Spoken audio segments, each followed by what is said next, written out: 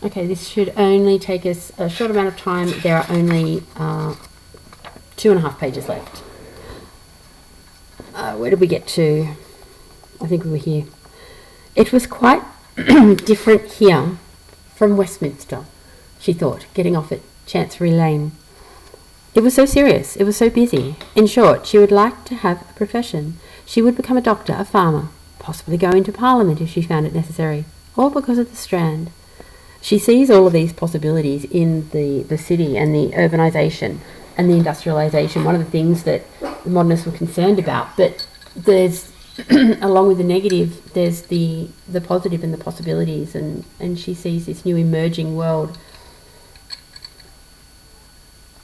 The feet of those people busy about their activities, hands putting stone to stone, minds eternally occupied, not with trivial chatterings, comparing women to poplars, which was rather exciting, of course, but very silly, but with thoughts of ships, of business, of law, of administration, and with it all so stately. She was in the temple, gay, there was the river, pious, there was the church, made her quite determined, whatever her mother might say, to become either a farmer or a doctor. But she was, of course, rather lazy. And it was much better to say nothing about it. It seemed so silly. It was the sort of thing that did sometimes happen when one was alone. Buildings without architects' names, crowds of people coming back from the city having more power than single clergymen in Kensington, than any of the books Miss Kilman had lent her, to stimulate what lay slumberous, clumsy and shy on the mind's sandy floor, to break surface as a child suddenly stretches its arms. It was just that, perhaps, a sigh, a stretch of the arms, an impulse, a revelation, which has its effects forever, and then down again it went to the sandy floor. She must go home. She must dress for dinner. But what was the time? Where was the clock? All right, so the time annotation first. Oh no, not first, because it carries on from that. They're linked. I forgot. Okay, so now this is a colour that I'm using for modernist concerns, because this is about self-identity. When alone, the possibilities and desires of self-identity can be free, metaphorically a sigh, a stretch, which provides relief from the constraints of social expectations and responsibilities. So think of when someone sighs or stretches, it's kind of, to provide a sense of relief, and the fact that when alone your imagination can run wild with all the possibilities, and that's what's happening for her here. However, the clock symbolises conformity, the passing time forcing her return to her duties. So while she's here imagining all the things that she could see, suddenly, but where was the clock? What was the time? What do I need to be doing? She looked up Fleet Street. She walked just a little way towards St. Paul's, shyly, like someone penetrating, on tiptoe, exploring a strange house by night with a candle, on edge lest the owner should suddenly fling wide his bedroom door and ask her business. Nor did she dare wander off into queer alleys, tempting by-streets, any more than in a strange house open doors which might be bedroom doors, or sitting-room doors, or lead straight to the larder. No Dalloways came down the Strand daily. She was a pioneer, a stray, venturing, trusting. In many ways, her mother felt. She was extremely immature, like a child still, attached to dolls, to old slippers, a perfect baby. And that was charming. But then, of course, there was in the Dalloway family the tradition of public service. Abbesses, principals, headmistresses, dignitaries in the Republic of Women. Without being brilliant, any of them, they were that. She penetrated a little farther in the direction of St. Paul's. She liked the geniality, sisterhood, motherhood, brotherhood of this uproar. It seemed to her good. The noise was tremendous, and suddenly there were trumpets, the unemployed blaring, rattling about in the uproar, military music as if people were marching. Yet had they been dying? Had some woman breathed her last, and whoever was watching opened the window of the room where she had just brought off that act of supreme dignity, looked down on Fleet Street, that uproar, that military music, would have come triumphing up to him. Consolatory, indifferent. The underlined bit here, now,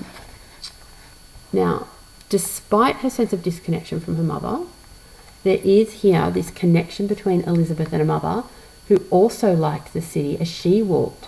She shares her mother's sense of connectivity of the city. And when the novel opened with Clarissa walking through the city, she was happy and she said this is what life is about.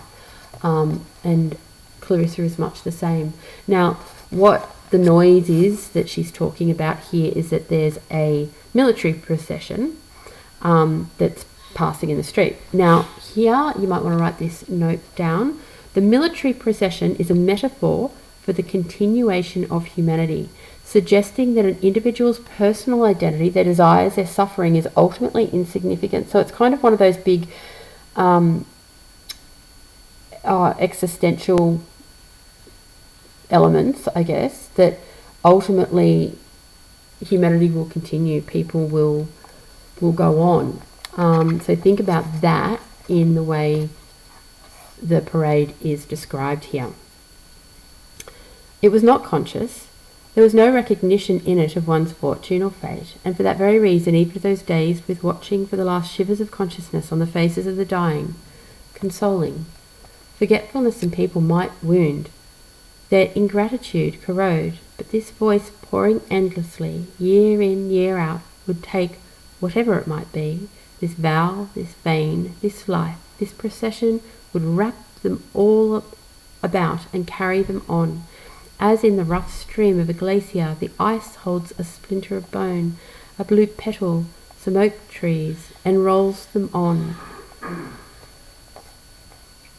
So think of it like we're all part of a bigger scheme of humanity. We're all just small in comparison to the bigger picture.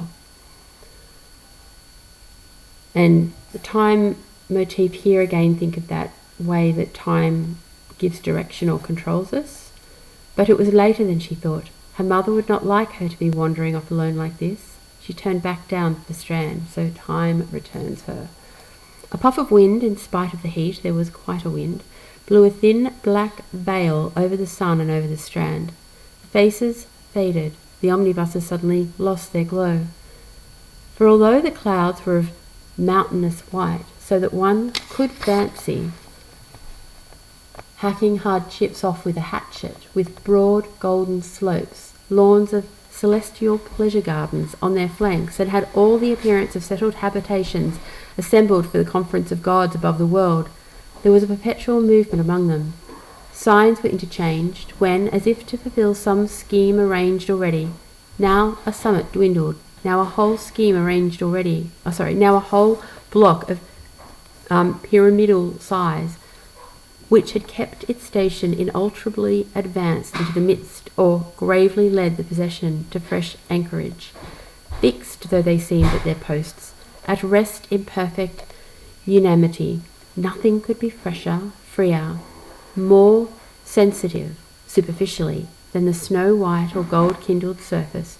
To change, to go, to dismantle the solemn assemblage was immediately possible, and in spite of the grave fixity, the accumulated robustness and solidity, now they struck light to the earth, now darkness. Calmly and competently, Elizabeth Dalloway mounted the Westminster omnibus. And that takes us to section 8. Told you it wouldn't be a long section 2.